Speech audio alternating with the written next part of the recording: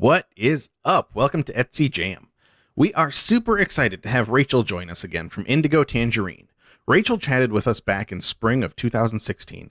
Since then, she has been super busy working on her shop, and 1 year later, she's seen an 800% increase in sales.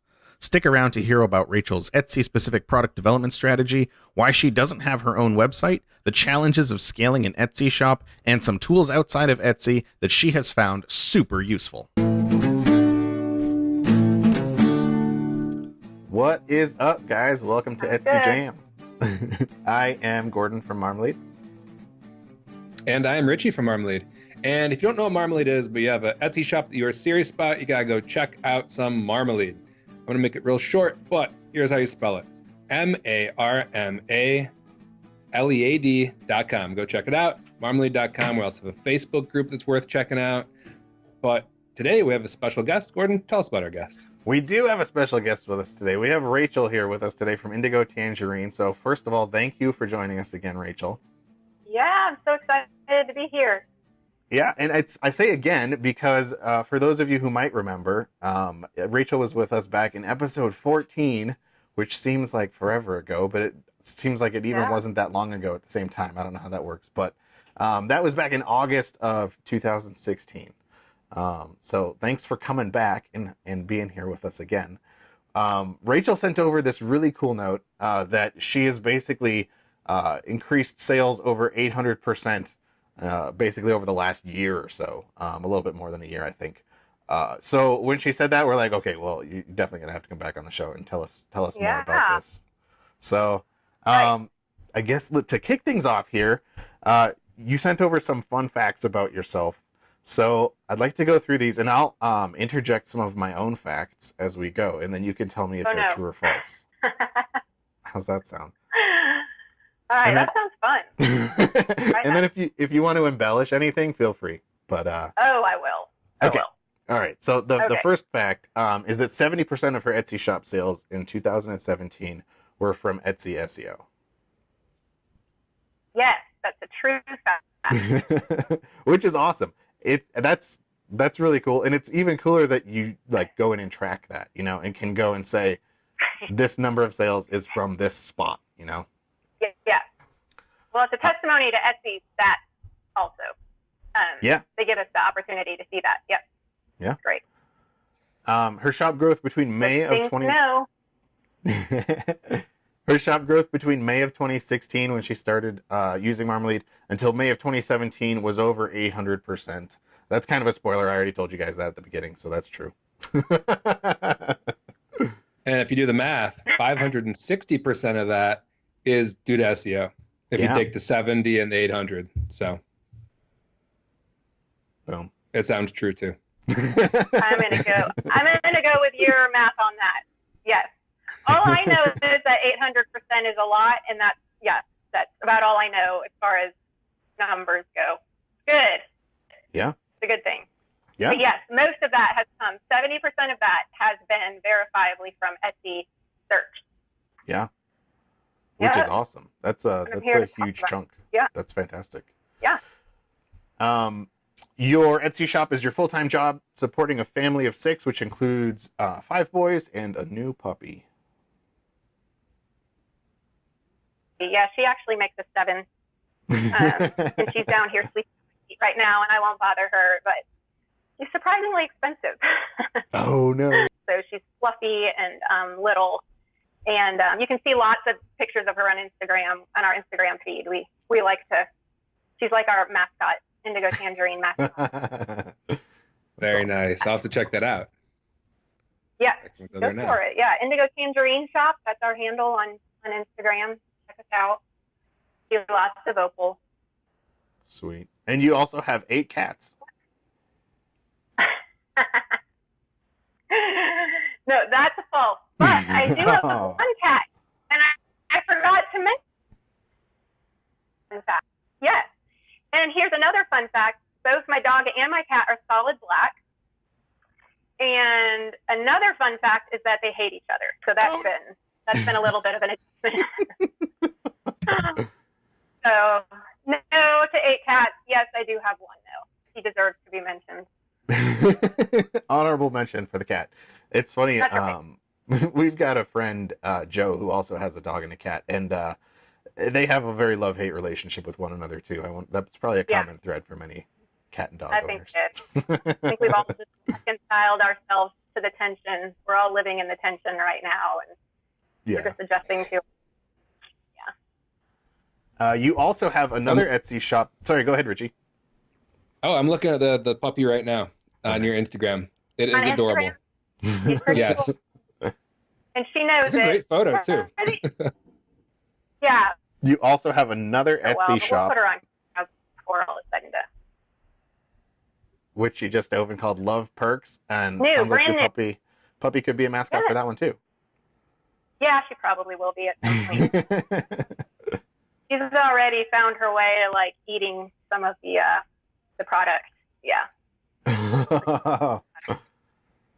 Whoops. Dog approved. How to keep it away. Yeah. So it's coffee, little coffee wedding favors. Mm-hmm. So we can't leave them laying around the floor. She starts tearing into them. That already. We don't send those out though. Thought I should make that you don't send out the torn up ones. No, those don't go to the customers. Pre-tune. Yeah. Right. You chew holes in them when we send them out. No big deal. Yeah. Small dog can't have too much coffee though. You know, maybe a couple bags a day. Otherwise, no, it's a little bit too antsy. Control that. She's like bouncing off the walls behind me, and I have to switch her to decaf.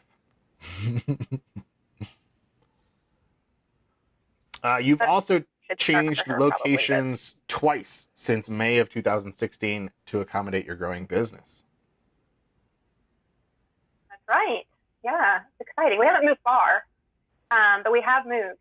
Yeah, up and bigger every time. That's always a good thing. You always want it to be bigger if possible. Yeah. So when I met with you guys last time, I had just moved out of my house and into my parents' basement. Which was literally a windowless room. So that was a little crazy, but it was quite the step up then. We moved when we moved into a place with windows. We like it. Yeah, pretty exciting to have windows. But yeah, we're actually in the cottage now that's behind my parents' house that they used to rent out to couples. It's about 800 square feet. So but then I convinced them to rent to IndigoTangerine, and that was a good move. So how long have you been there? So we've been here since January. Okay. This year, it? Yeah, 2017. Love it. It's great. Awesome. Yeah. Awesome. Yeah, we're in the woods here, so it's pretty exciting. Awesome. Also, in your free time, you like to leave humorous reviews on random Amazon products? Oh, yeah, because I've got so much free time. That's cool. Everyone needs a hobby. Yes, I like to target my competition on Amazon and, yes, sabotage your business. I have nothing else to do. Yeah, just for everyone listening, that was fake. I made that one up. Yeah. Yes, that one was cool. I do not do that. I hire other people to do that. There you go. Yeah. Then you can just read them and enjoy them. Right, exactly. I do read a lot of reviews on Amazon. It's entertaining. It's handy for that too, yeah. Very handy. I trust the reviews more than I do the product descriptions, honestly. Mm-hmm. Yeah. It's definitely more likely that I'll read the reviews. Yeah. Yeah. Yep. All right. You're also offering classes. No, one more for you. You're also offering classes in Chattanooga, introducing Etsy sellers to SEO on Etsy. Yes, true. Bing, bing, bing, bing, bing. And that's at your public library, is that right? So I've done one at the public library. I've done another at a small business center here in town. So yeah, I'm starting to make the rounds a little bit and kind of see where the need is and how I can help other Etsy sellers. But the topic of SEO has definitely been a popular one, and it's what I love to talk about. Like I said, 70% of my growth came from it. So if I didn't believe in it, then I wouldn't be talking about it. But Yeah. So yeah, What? I've done a couple so far, and we have at least one more lined up. I usually post on my Instagram when I do, but yeah, Mhm. it's just local right now. Mm-hmm. I think it's fantastic that, you clearly had success on Etsy over the last year, and instead of kind of just keeping that stuff to yourself, you want to share that knowledge back with other people and help other people kind of enjoy that same success on Etsy. I think it's pretty common in the Etsy space for people to be like that, but I think it's fantastic to talk with someone who is actually actively doing that. So that's great. Right. Well, there's enough business out there for all of us. Yeah. I mean, some of our businesses that I'm talking to, we overlap, and our markets overlap a little bit, but I don't think any of us are going to be encroaching on each other's markets anytime soon. Etsy's growing enough and big enough. Yeah.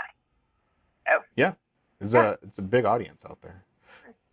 If people want to learn more about your courses that you're teaching, where would they go to find out? Yeah, so if you go on my Instagram page and my profile, the link there. Usually if I'm teaching a class, I'll have an update at the link in my Instagram profile.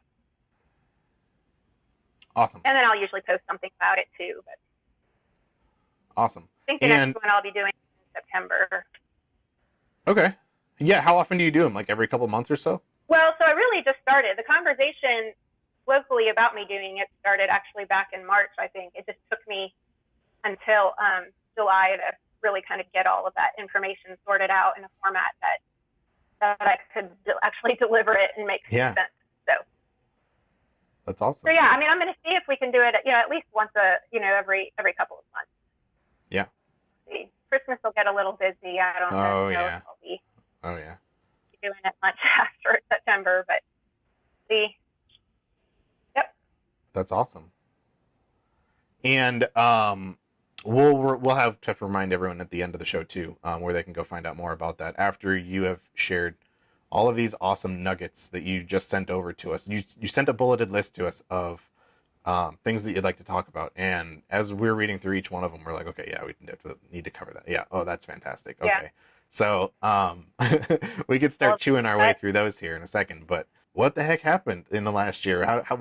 What took you from where you were to where you are now? Yeah, I mean, really, I don't want to oversimplify it. That I could say I was out like beating my head against the wall and hitting the pavement, and up in all my social media strategies, and I was working on those things. But it really was. It was just SEO worked that well for me, and Marmalead helping me with my SEO. So. I mean, it's not going to say it's not that simple. Obviously, there's a lot involved as you grow, especially as an Etsy shop, to keeping up with that and scaling it. So obviously, bringing someone on for production, her name is Charlotte, and she's been a huge help to me. And being able to hand over production really entirely. She does these annoying things like goes and gets married, and then I have to like take over for a couple of weeks. She's got to go on a honeymoon. Her. I know, right? So, so real life things do happen, and I have to get involved again. And then usually she comes back and fixes everything that I messed up while she was gone. There was actually one time where I did a pillow because we personalized products, and I did a pillow. I think it was supposed to be like 2017, and I did 2017, and I actually sent it to them like that. So, true confession. But that was like priority uno for me, is getting someone who is better at details than me. But especially, it's not even so much the details as much as it is trying to balance all sides of everything at once. So all that to say, she does much better with the details, and she can focus on that and deliver on getting our orders out right. Yeah. And then when that happened, I was really able to focus on growth. Yeah. So how did that even come about? How did you come to the realization that you're at a point where you really need to pull someone on board? And then how did you go about finding the right person to help you? I live in a small area here called Lookout Mountain. So we're actually right outside of Chattanooga. And we have a college up here, a small college called Covenant College, where we're really connected up here. And she actually was a tenant in a house that I owned and rented out at the time. Oh, okay. And she was graduating May of last year. And she was like, there's like 6 girls in this house, but she was my main contact. So, I'm really a firm believer in like finding the right person for a job and then finding, the job to fit that person. And so for me, I wasn't too terribly interested in going to, like posting something in the newspaper or Craigslist, really want to start a little closer to home than that. So it just so happened that when I contacted her to ask her if she knew of anyone that I just graduated that was looking for work, that she was. So it all just kind of fell in. And when she first came, we actually decided it was going to be temporary. I didn't, again, all of this growth kind of snuck up on me, so I didn't even know, and I didn't make her any promises that I could keep her on that long. But so, she kind of eased into it, starting around 10 hours a week and then working her way up to the point where at Christmas, it was easily a 40, 50-hour a week job. Wow. Getting through to That's awesome. So as soon as I get to the point where I feel like I'm working more in my business than on it, is when I feel like I know it's time. If I'm having to do that, then I'm only going to keep IndigoTangerine from growing, because it's a sign that it's at a place where it can grow if I had the capacity to do it. So that's kind of how that transpired. That's awesome, and it sounds like she complements your work style and the things that you like to work on really well. Yeah, absolutely. Awesome. And then, so one of the things you mentioned in your write-up to us that you sent over is your Etsy-specific product development strategy, and why you think it's important. What is this mysterious Etsy-specific product strategy? Etsy-specific product strategy. I really think, it's sort of like the chicken or the, I was going to say the chicken or the cart, but it's not a chicken in a cart. It's a horse in a cart. But yeah, which one comes first? That you're trying to get started on Etsy is it's sort of like, do you go on Etsy with a product already, and then try to find that product on Etsy? That market on Etsy for your product, or you get on Etsy and then how do you figure out and feel out what the Etsy market demands? And so before I even started IndigoTangerine, and that was before I knew, so that was in 2015 that I had the vision for that. But again, I'd been on Etsy for a long time, but then that was before I even knew about Marmalead. I don't know exactly when y'all started. What year did you guys start? I think it was like 2015, was it? I like to so. put you guys on the spot too. I should write it down somewhere. Okay. I feel like it was February of either way. So yeah. I just want to make sure that I hadn't missed out on years of this, product, you guys. No, I think you caught us pretty much close to the beginning.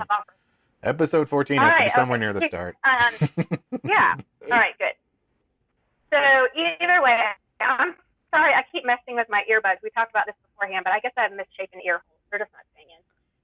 It's all good. So yeah, for me, I think, I had done some IndigoTangerine because I knew Etsy, and that's just where I wanted to stay. I figured if I kind of know this market, then I want to, how do I create a product that could sell a little better than what I felt like I was able to sell at the time, or I was selling at the time, and just had, and was just more of a sustainable product for me to grow with.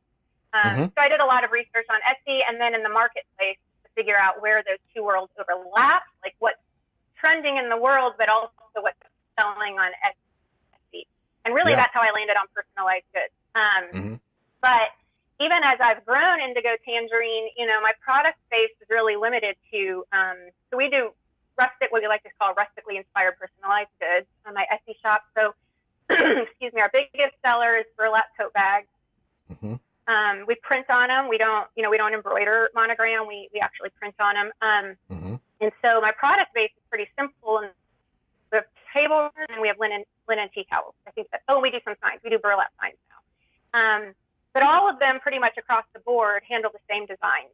So we offer the same designs, personalized designs, but kind of across the platform in these products. But for me, I feel like the success in Etsy, especially, is, their biggest value that they bring to the table, in my opinion, is their SEO. It's not really called SEO that way, right? Their search function. Yeah, their search. Sure. That's yeah. Search, right? And we don't, it's not free to be there, as we all know. We pay them decent money. So what I feel like is, if I'm going to be there, I'm going to make Etsy work for me. Yeah, absolutely. So for my growth, I do think kind of another answer to your earlier question about like how has that kind of growth happened. You know, it wasn't by accident in the sense that, you know, as I was developing a keyword strategy, I was also paying attention to, you know, if I thought I had a good idea and I'd use Marmalead to start researching how strong is this as a keyword, you know, but instead seeing, well, that one isn't so strong, but there were others out there that were doing a little bit better. That with just one small tweak in the product idea I had, I could implement, you know, and so it's really about coming to the table with Etsy with an idea of what I want to sell, but really letting Etsy determine for me, really how to really develop that product. Yeah. For the Etsy market. So, and I, you know, when you do it that way, you really get Etsy search to work for you a little bit better because you've already identified that this is a product that customers on Etsy are demanding. So, so that's my Etsy specific product development strategy. I'm not thinking too much outside of Etsy when I'm creating my product. Yeah. I want to feel confident when I develop a product that it's one Etsy customers will like. Yeah. Yeah. I think that's awesome. That's huge. There's, I think there's a lot of opportunity for different sellers, like you're saying, on Etsy to kind of do this product research ahead of time before they even get into a certain space. And I like how you talked about, you know, kind of having an idea of what you wanted to do, but also being flexible in that and letting the Etsy marketplace kind of dictate how to best do something similar to what you have in your head, you know? Yeah, and I think as crafters and, you know, artists, you know, that can be a difficult thing to do. It's a difficult thing to break people who have, you know, who are artists by trade and now are trying to find a market for their product. Yeah. And I think it's difficult for some people in that category to hear that and not feel like, well, I have to sell myself out that way, you know, or, you know, I can't be genuine to my my art form or my brand as an artist if I do that. But I really think it doesn't have to be that drastic of a change. You're taking your same product, but you're tweaking it a little bit. And then, you know, I like to think of it as kind of a service to the Etsy market that way. I mean, if we're not creating products that people, you know, want or need or can appreciate, then we're not really serving them well either. So let's find this common ground. And, you know, that's just how I like to do it. But that's a little bit easy for me to say too, because I didn't really bring a trade or a craft into what I was doing. I taught myself what I needed to know to create this product that I recognized would sell. Yeah, no, I think you really hit the nail on the head with that in kind of describing the typical seller on Etsy, the typical artist on Etsy who, you know, you have something that you're passionate about. You obviously want to be doing it, you know, that's why you're on Etsy, to do more of it and find a larger audience for it. And it's something that you're passionate about and that you love doing. And building a successful Etsy shop is really, you know, maybe you get super lucky and the thing that you absolutely love to do right off the bat, the one thing that you want to make is what takes off. But oftentimes I think that it has to be, like you're saying, this balance kind of between, you know, business mindset of here's what the market is really looking for and the artistic mindset of like, this is what I'm passionate about, and kind of being flexible to find those two where they can somewhere meet in the middle. Yeah, absolutely. And, you know, and I would qualify it too. Like if you're somebody, I don't necessarily think that's the only way to sell on Etsy. I just think that you might have to work a little bit harder unless you're really great at Instagram or you're really great at Facebook and you have this following you can bring to the table. Sure. You know, to bring with you into Etsy. You know, I think that's different. But if you're starting out on Etsy and you don't really have a platform or a lot of exposure anywhere else, you know, I really encourage people to rethink their strategy, because I feel like too many people give up on Etsy because it's not working for them. And there's so much opportunity, I feel like, missed opportunity out there when that happens. Yeah. So, I think you're spot on with that. All right. One for one. So I heard through the grapevine that you still don't have your own independent website. do not have my own Why? website. I know. Some people would be so critical of that. But for me, it's just really important to know, because I create, it kind of couples into what I just said too. I'm creating Etsy products for an Etsy specific market. Until I really know that I'm directing enough of my own traffic, or I feel really good about my strategy on Google and on social media. My social media is growing and I'm pleased with it, but it's not easy to sell on social media. I mean, if anybody tries to tell you otherwise, I've got something else to tell you, because it's just not true. It's easy, and some people do it really well. But all of that to say, I've just been working hard on getting my following outside of Etsy to a certain point, and then seeing enough direct traffic coming to my Etsy shop. Etsy lets you see that, thankfully, and that's definitely steadily been growing. And so I watch that closely, because I don't want to pay Etsy for sales that I'm bringing to my own shop. But as of right now, I just feel like until I really feel confident that these products that sell so well on Etsy would also sell well outside of Etsy, I'm just not ready to stretch myself and my business, our efficiencies, that much thinner, by trying to manage, a whole separate platform. Yeah. That, and I just haven't had the time. Like, if I were to be frank about it, it's always on the back of my mind. It's not, it hasn't happened yet. But so that's why. There are a lot of people who think you should do it in the reverse. And I do think for every business it's different. But for mine, Etsy's been working so well that, I even mentioned I started a new shop. And that one too is just have a very Etsy specific strategy for that product line too. So I think we just have a little bit of ways to grow, to get to the point where I see that I'm bringing enough, there's enough brand awareness, and I'm bringing enough my own traffic to the internet to look for us, that I'm ready to make that leap. Yeah. I did get on Etsy wholesale, but okay. I don't have any advice to offer anyone there. I still haven't broken into that market very well. Okay. I'm still there, a student. but I haven't made waves or anything. Yeah. That's awesome though. All right. Yeah. Sorry, you were saying something. No. I was just going to say that I really like that you acknowledge that, the Etsy market could be very different than the internet market. When you have your own website and you're trying to make your own noise and get your own audience, the crowd that you're talking to is a much bigger crowd than just the Etsy crowd. And it could be that they have, it could look different than the Etsy market, than the people that are already on Etsy shopping for things. And I think it's an easy thing to forget, maybe, if you're selling on Etsy, that a bigger space is going to look different. And if you're looking at Google SEO strategies, they're going to be very different than Etsy SEO strategies. And that it's kind of its own beast, it's a whole different space. Yeah, I mean, my comparison is sort of like if Google is the Atlantic Ocean, then Etsy is.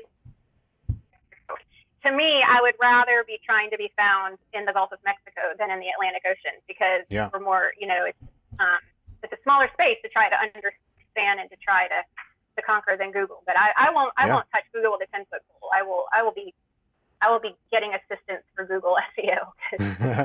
Well, and the water's warmer too. Completely different strategy. Yeah, it is a little bit warmer. I grew up on the Gulf Coast, and we can swim there a lot more comfortably year round, at least out of the year. Yeah, warm and cozy. That's what I like to say about Etsy SEO. I'm just all warm and cozy in there. I don't want to be. You'll pull me out kicking and screaming. Better or worse. Yeah. We touched on this other one a little bit earlier when we talked about Charlotte and finding her and kind of growing your shop up that way. What other sort of growing pains have you had scaling your shop? What other challenges have you run into when you 8x your sales? Yeah, I will say challenge, the biggest challenge has been inventory management. And of conversations, a lot going on in the forums about that and about how Etsy should be. It hasn't really stepped up to the plate in offering us better solutions. I've just kind of learned and chosen to recognize it as kind of the double-edged sword of Etsy. I just, if the main way of taking advantage of Etsy SEO is by flooding, their platform with multiple listings to try to get, pulled up on search as often as possible, it's just going to be very, very difficult for every listing to actually be an accurate. I felt like I was beating my head against the wall trying to figure out a solution to it, and I think it was just at one point, I just finally recognized, like, there really isn't a clear-cut solution to this. It's part of what I've chosen to accept as one of the challenges. Like, if you're really going to benefit from Etsy and everything it has to offer, it's a challenge that continues for us. So we have gotten to the point where we're managing it a little bit better. We tried in vain really to make Etsy work for us as far as it goes, but I did solicit some help from a friend who was able to help us create some spreadsheets that are working well for us. It's a bummer. It's a separate system and another step in our process. Yeah. That we kind of have to enter ourselves every day, but it works, and it keeps us guessing a lot less often. But yeah, so that would be the first one. Let's see. So what else? And then the stats too, I think, can be a little bit difficult in terms of actually tracking how well a particular product is doing. Yeah. So for me, when you're trying to list the same product multiple different ways, and you have multiple different listings for one product, and they don't all automatically get calculated the same way, or recognize the same product. So that's something else too that for me, I wanted, especially variations within listings. If I really wanted to know how well is a product doing, and when you're trying to figure out what products you should cut to make more room for growth with the products that are working, if you're just relying on Etsy stats, you're not really going to get it. So we had to get kind of our own sophisticated system in place for that too. So I don't know. Those are a couple of them. Having team members, having multiple people involved in a shop can be a little bit tricky, in my experience with Etsy's platform, in terms of keeping up with conversations, tracking conversations, and our favorite is, like, we love our customers. You get a lot of those that check out, and then they have that aha moment. I put the wrong mailing address in, and you got to go back and change it for them, and we all do it, so we all understand. But Etsy doesn't make it that easy for us, so we've really had to adapt. And I feel like I've had to reinvent the wheel sometimes when it's come to growing our business. And you have a lot of moments where you wonder, certainly someone has figured this out already, and there's like a one-size-fits-all resolution to this, but I don't know if there is. So it can be a little bit frustrating having to kind of create systems that just doesn't work in Etsy. The system that you're kind of developing on your own, this is that spreadsheet-based system that you were just mentioning before, right? I'm a very visual person, and this friend of ours was very generous to create a pie chart system for me so that I didn't have to read actual numbers. I could look at color visual representations. And so it's all part, so thankfully it's part of the same system. So at least it's not two separate ones. Yeah, and it's working well for us. So you mentioned Etsy tools that you use outside of the system that you're developing. What other tools have you found really useful in organizing your Etsy stuff? Yeah, so we have about 4 main ones. If you're ever going to find 4 tabs, most of the time you'll find like 80 tabs open on my computer. But if there are 4, consistently, they're always going to be, Marmalead, right? Shout out. And it's definitely always that. I know. Always there. There's the Etsy tab, and then there's Marmalead. But yeah, so for our productivity tool that we found, and I have an additional team member as well. Her name is Kelly, and she helps me with my Etsy SEO strategy, which is something I definitely get help from both my team members, monitoring our listings and making sure they're ranking where we want them to. But then she's also my partner with the new Etsy shop that we just started.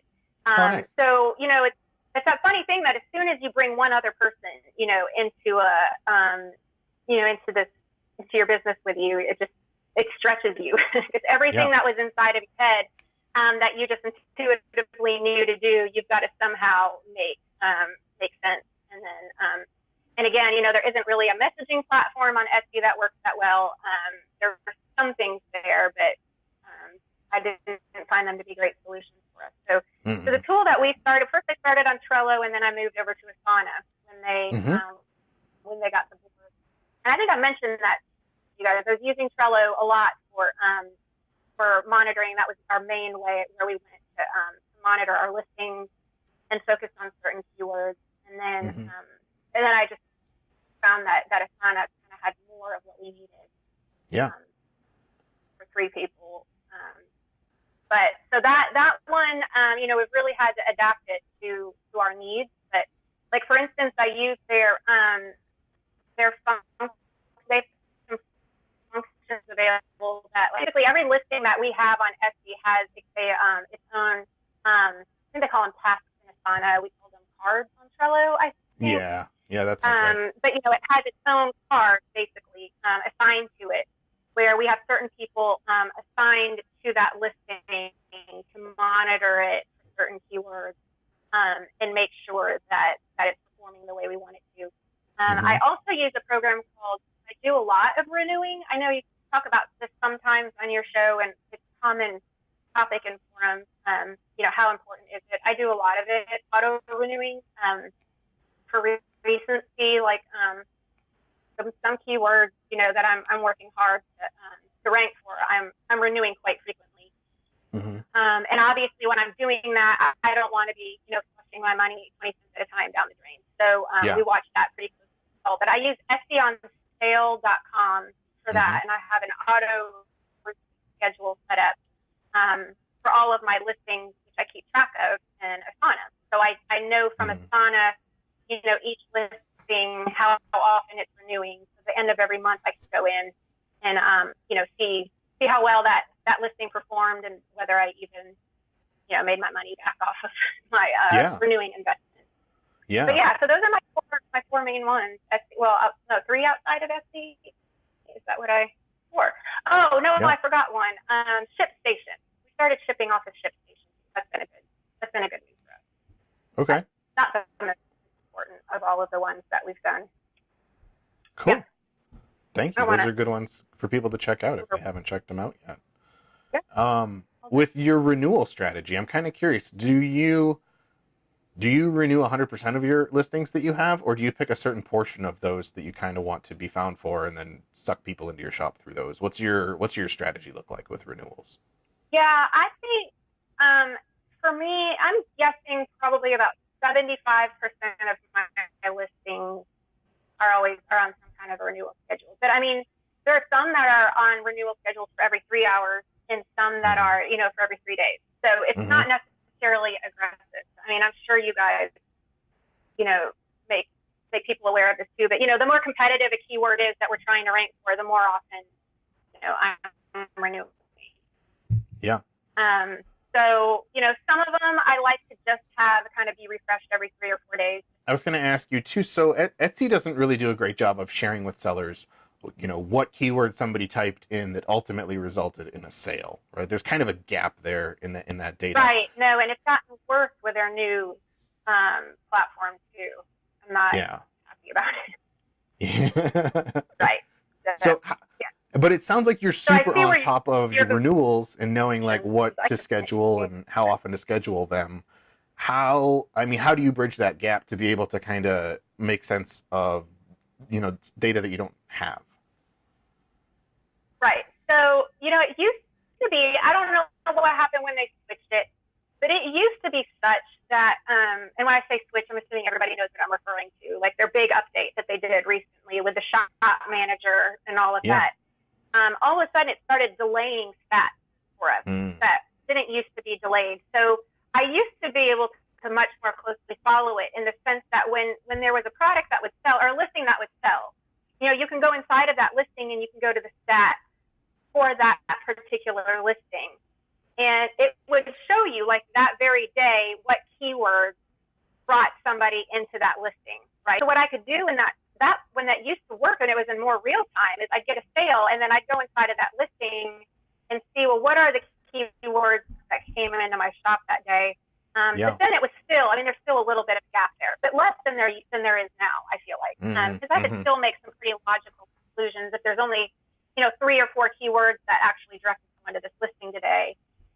Just from a little interaction, I might be able to know, with a customer, I might know what they bought it for, and that'll help me. So, yeah, I mean, now it's really, since I don't have that information available, at least not in real time, I feel like it's like 7 days now that they make you wait until you can get that the statistics. Without that, I'm basically more just looking, I'm still doing the same thing though. I mean, I can see at least, what keywords, are bringing people into each listing. And then, Etsy itemizes them by the most frequent ones that came in, that drove traffic that listing to the least. And so I just kind of keep an eye on the top 3 and, see if those are the ones that I'm trying to rank for, and that product has sold really well, in that last 30 days. Then I can feel pretty good about, my renewing strategy. It might not be perfect, it's not an exact science, but it gives me at least a good indication that it's working. And then sometimes, I'll mess around with my renewing schedule and, something's working, selling really well, selling every 3 hours, I'll say, well, let's just try it for 4 for, a couple weeks and see if anything drop off. It's a little bit more than a lot of people want to put into it. It's kind of, it's nice for me that this is my full-time job. And I don't know, maybe it doesn't sound exciting to most people, but it's like, that's fun to me. I love that. I love doing it. It's fun. So I make it my full-time job because it is my full-time job. I think though that it doesn't have to be.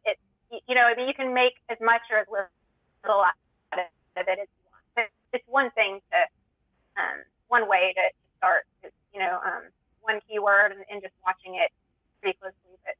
But yeah, I spend more time within the listings looking at my stats than I do in my overall shop looking at my stats for keywords.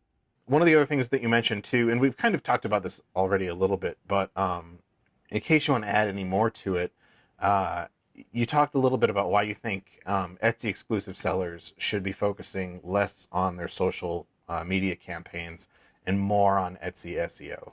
And this is for Etsy specific sellers, obviously. But I just think that people focus, they can focus too much on social media. And like I said before, it's really difficult. I think it's really important to have a presence on social media. I use it more as a way to connect with my customers and relate, and then, hope that it kind of brings overall brand awareness. But in that first 6 months we talked about, May to December of 2016, where I saw most of my growth, 70% of that was Etsy SEO. For me, if I had really been putting, even half or 3/4 of the amount of time I was putting into my Etsy SEO, into social media, I don't think I would have seen the same results, So I think it's sort of a mindset shift of thinking of Etsy SEO as a marketing tool. If we discount it as marketing, then I think we really miss what it has to offer. So for me, when I caution people, like, I really think it's a great idea to be on social media.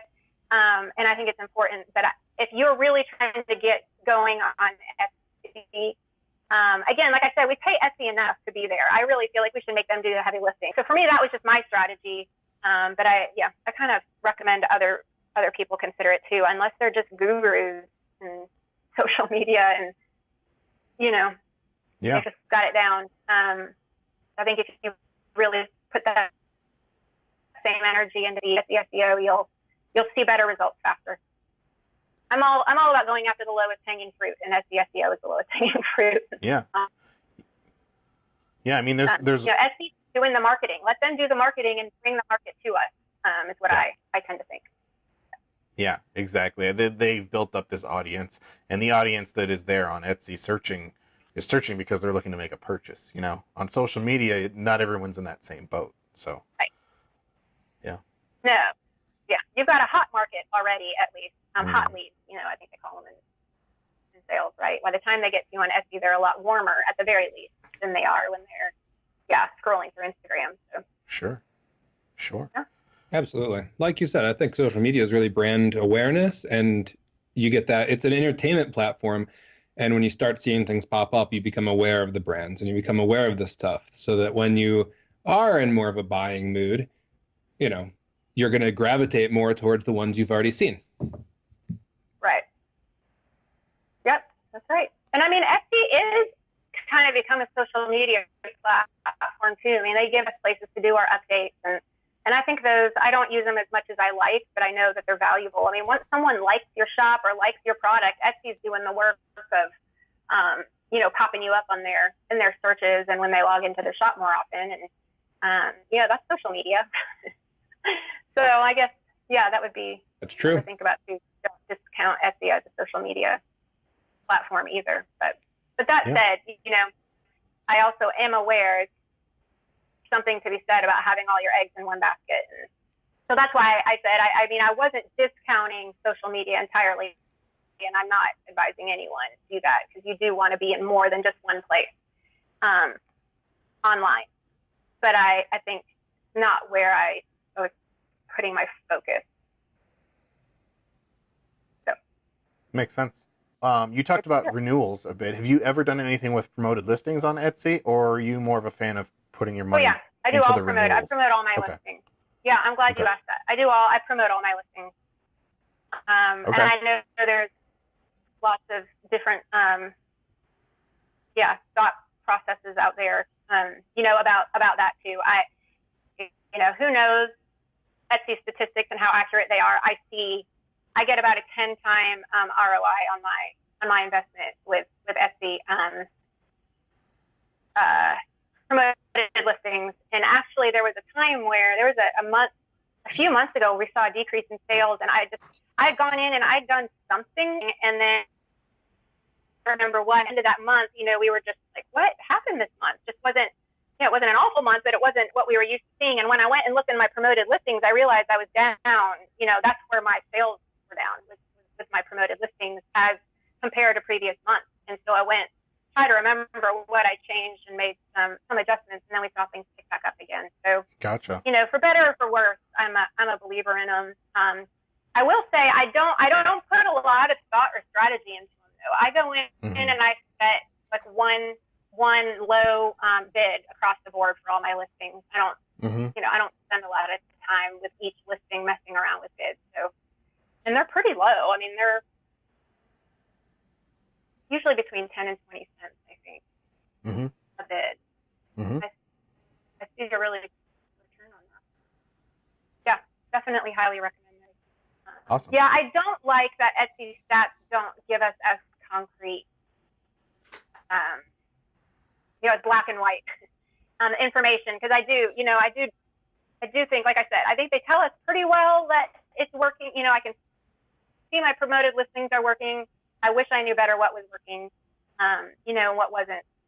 And the same thing with, and the same thing with Etsy in general. There's some things, like I said, even with auto renewal and not really necessarily knowing, is this working, all of this renewing working for the keyword I'm trying to rank for? Is it something else that I wouldn't even need to renew this often for? I don't. Yeah. Those are the inefficiencies I don't love.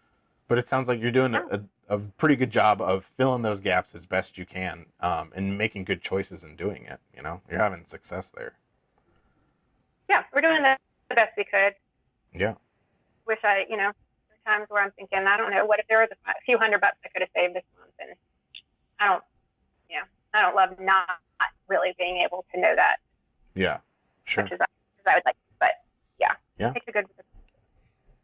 Well, the classic marketing problem is knowing that half your marketing is working, but you don't know which half. Right. Yeah, it definitely is not a perfectly efficient system anywhere. I'm assuming.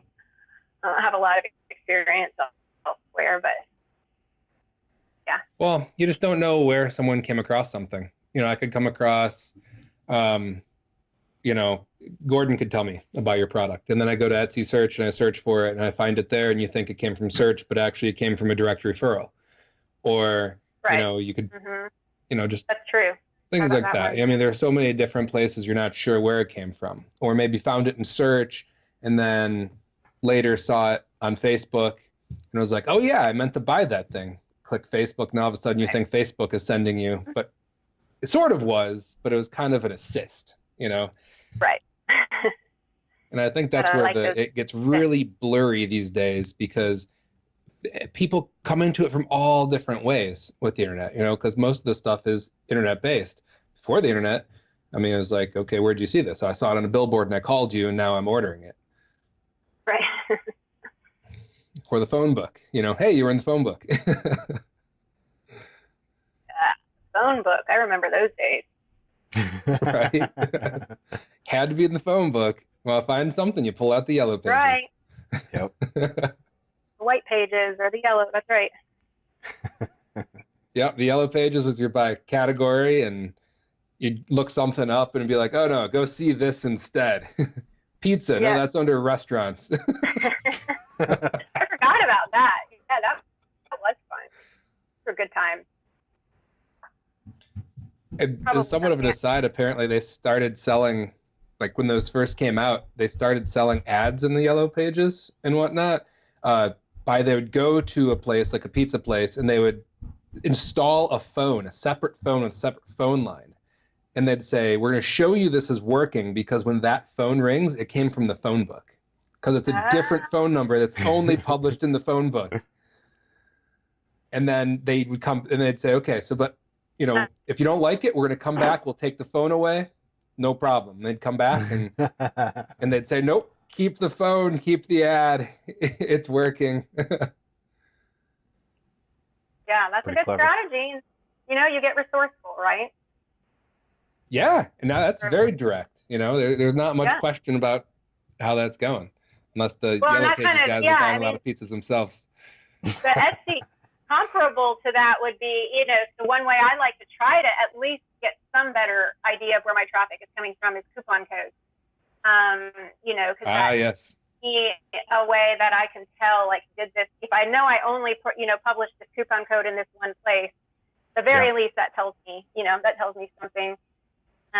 That and creating some listings. I have some listings on Etsy that I don't necessarily focus a lot on Etsy SEO, but I have directly linked to something I've put on Facebook or Pinterest, and run an ad for there. So I know, and then it's pretty much the only traffic I'm directing to that listing then is that from that source. So yeah, I kind of have had to get a little bit resourceful too in that way. So was there anything else? I feel like we've covered a lot. Yeah, I'd like to hear about when you decided to open your new shop, your Love Perk shop. So things are going well with your main shop, your IndigoTangerine shop. What brought you to the decision to open a new shop, to have a business partner with it, and to kind of go through that process? So that was an interesting process too. It started about 9 months ago, where I just kind of saw that. I just recognized weddings are a big market for me. My bags, we sell a lot as bridesmaids gifts. Okay. And so it's just sort of, as I've kind of been eyes on that market and understand it better, I'm a ways outside of that stage in life. My oldest is about to turn 17, and so it's it's kind of been a learning curve for me. I didn't even go find them; they started finding me, and so and then obviously I started working on that, and making inroads into that market more. But it was just it was recognizing that Etsy is a really big place for weddings, and if they're buying bridesmaids gifts, they're probably looking for wedding favors too.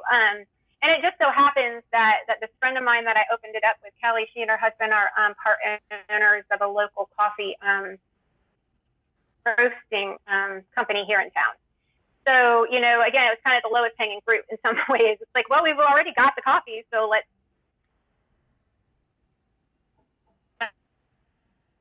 together. But access to the product and the skills involved in coffee, and the resources, that we needed to really develop the product. And then I have the equipment here that we use for IndigoTangerine is still what we use for Love Perks. So we personalize wedding coffee favors in craft colored bags. So it's sort of, there's a synergy there, at least I hope, with the kind of the rustic feel. I do the burlap bags in my IndigoTangerine shop, and then here we have a brown craft, bag sort of related thing.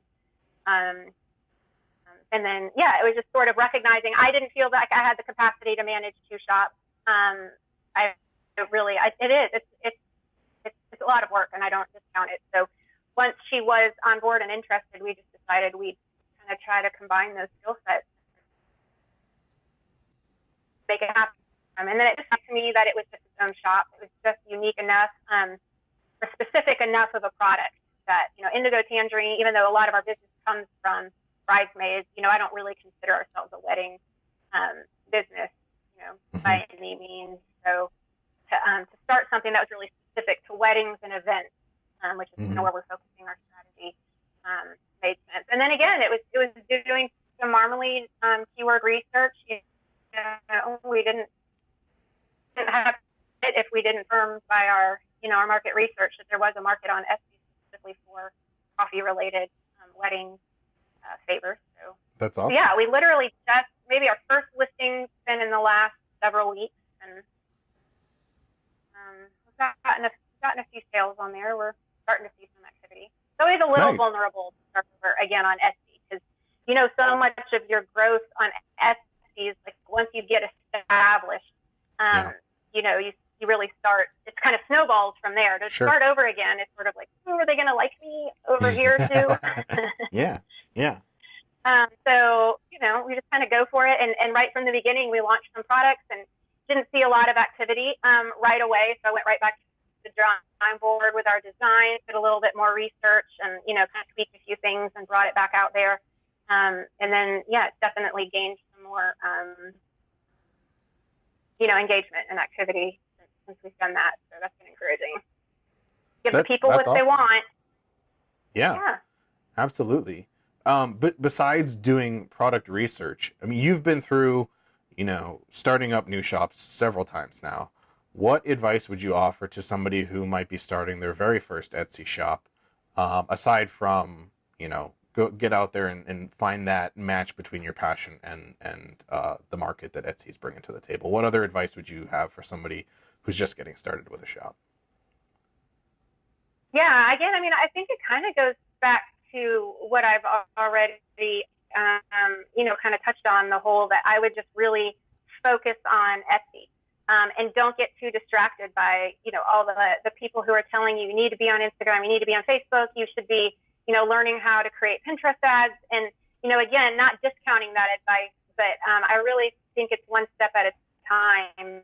And if you really want to be successful in your launching an Etsy shop, I'd go after the Etsy market, and I think that should be, I think that would kind of be a welcome release to a lot of people, like that it's not, you don't have to be juggling all these balls in all of these different places to see that success. But again, I mean, it goes back to, yes, I really would encourage people to just be open to tweaking and developing their product if they don't see results right away. One of my favorite illustrations, for example, that I do in this class I've been teaching just for fun, I kind of came up with a product. I don't have anything to do with jewelry, but the first thing that came to my mind was like blue topaz silver pendant or something like that. So I put myself in the shoes for, as an example for the people in the class. I'm like, if I were someone and that was my thing, like I was making blue topaz silver pendants, we pull up Marmalead and we type that in. Turns out that you don't get great, it's not a great keyword right there. You get red, lots of red, which is not what any of us want to see. But the fun part for me is saying, whereas I think a lot of people would be quick to get discouraged. I made a listing, I called it a blue topaz silver pendant. That's what it is. Why am I not seeing more success? It was like, well, through my Marmalead research, scrolling down, one of my favorite places to hang out on Marmalead is the keyword cloud because I'm such a visual person. I just love the cloud. Mm-hmm. And really where I get most of my keyword inspiration. And when you type in, and I hope I'm not giving away anyone's trade secrets here. I don't know. See, I mean, it's really easy for me to pick on somebody else, and not my own product. But you scroll to the bottom, and one of the bigger words in the cloud is, I think it's like December birthday gift. So it turns out blue topaz is, and I wouldn't know. We don't have any December birthdays in my family, but it turns out it's a December birthstone. Okay. Or at least the blue, blue is a December birthstone. And then when you start typing, so then I like to I take those ideas from the keyword cloud, go back up to the top to the search and type it in again, and you get green. It's like green light. So I think that it's just as much about tweaking your product as it is to tweaking your SEO strategy. So before you give up and feel like nobody, on this platform wants my product,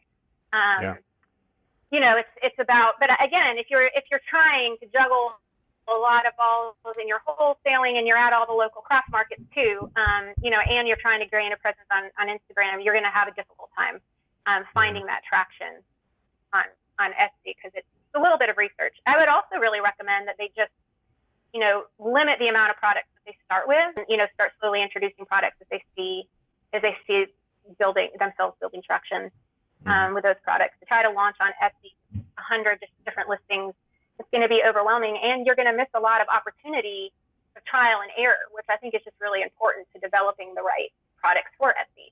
Just putting some stuff out there and just kind of seeing, before I listed 100 listings in our new Etsy shop, we just did between 5 and 10.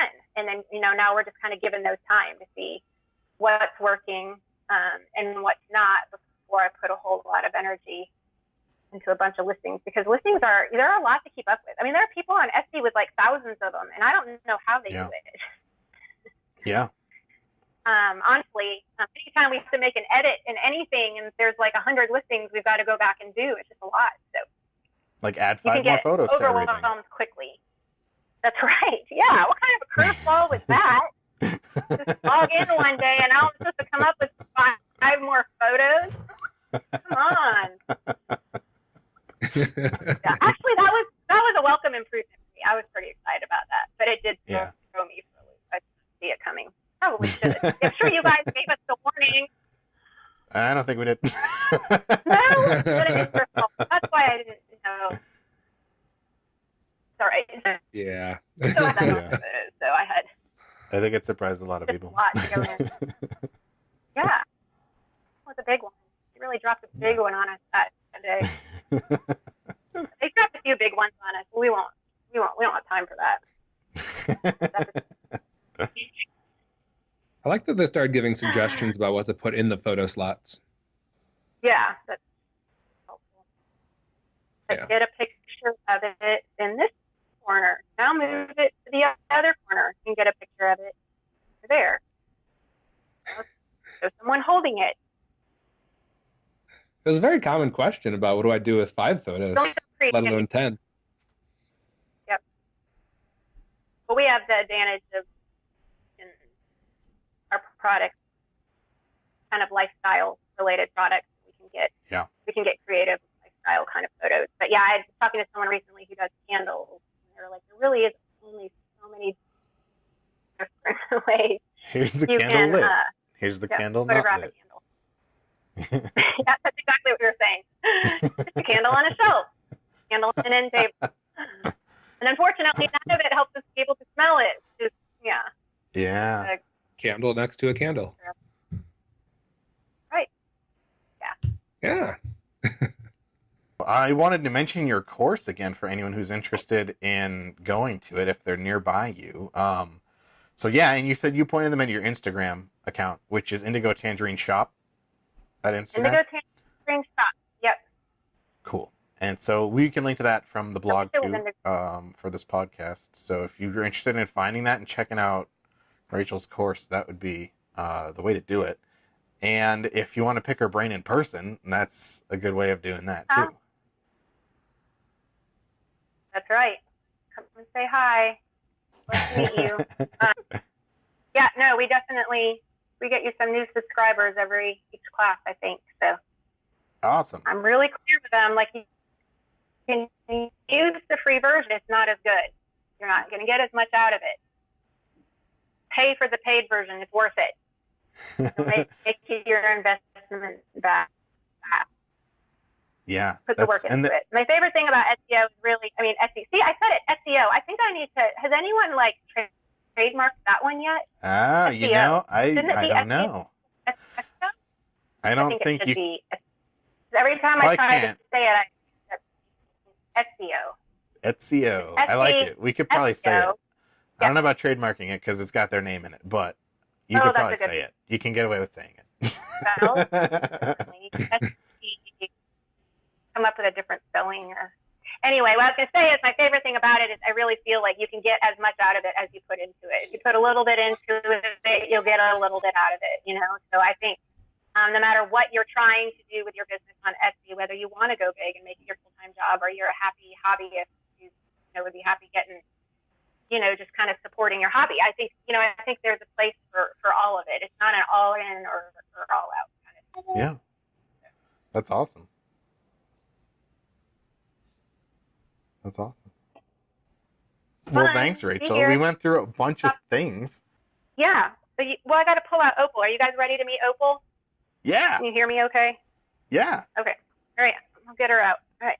Opal, come here. All right. I don't know. Let me see how well this works. There she is. There she is. So she's get kind of lost. You can see her like little gray mustache. Yep. She's a cutie. There she is. She's their mascot. She's been sleeping at my feet. Yep.